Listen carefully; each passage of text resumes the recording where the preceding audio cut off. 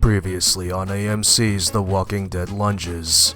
With those wobbly legs and the other guy's hairstyle, it's like watching Forrest Gump dancing in front of Elvis Presley. Except Elvis is kinda gimpy too for wearing a weight belt at a Smith machine.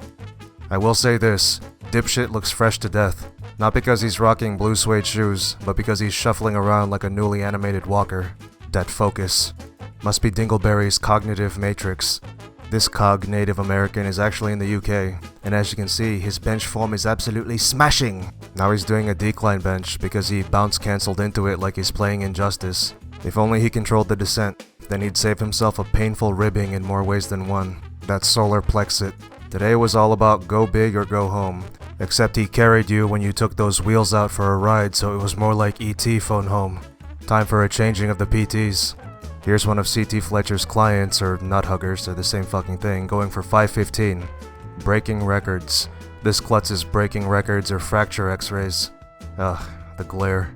C.T. must have been off camera commanding him to glow. Homeboy's pulling in sandals too.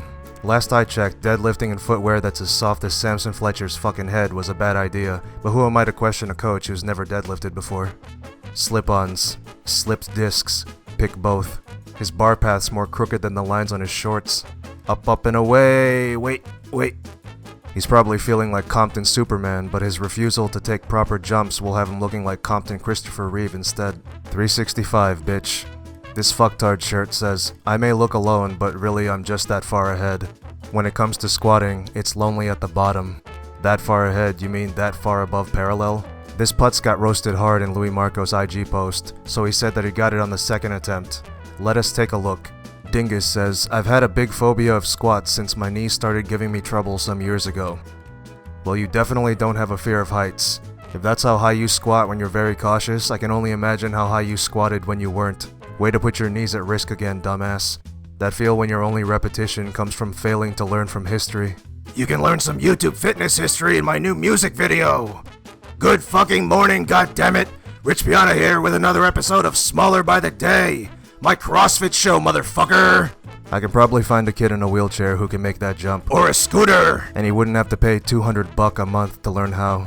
This is not a wise way for Miss Swan to spend her retirement savings. Maybe she's just afraid of injuries. Doing CrossFit to get over your fear of injury is like following Blahino's advice to get over your fear of failure. Why the fuck would an old person do CrossFit then, goddammit? Probably washed up at real sports like shuffleboard and bocce. You know, you never know when the wood will break when you hop on. Unless Abella Anderson does CrossFit, that's not gonna happen. Fair enough! Her real problem is jumping down from the box. That's generally a bad idea. Gotta build her confidence with box jumps, then wreck her Achilles due to box jumps to confuse the body. Right? Yes? That's a rhetorical question. No bull at a CrossFit gym is an ironic description. CrossFit!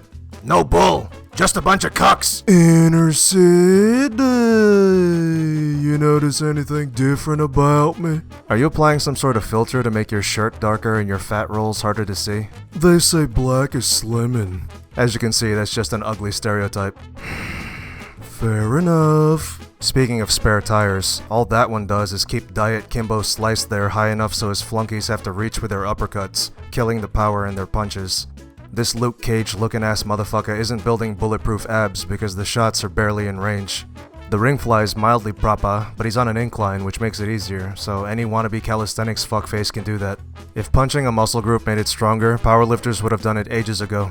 It takes a special kind of tard to do something even powerlifters won't do. The real gut check is looking for a job when you can't make a living as someone's punching bag anymore. Fuck you, Elgin. 0!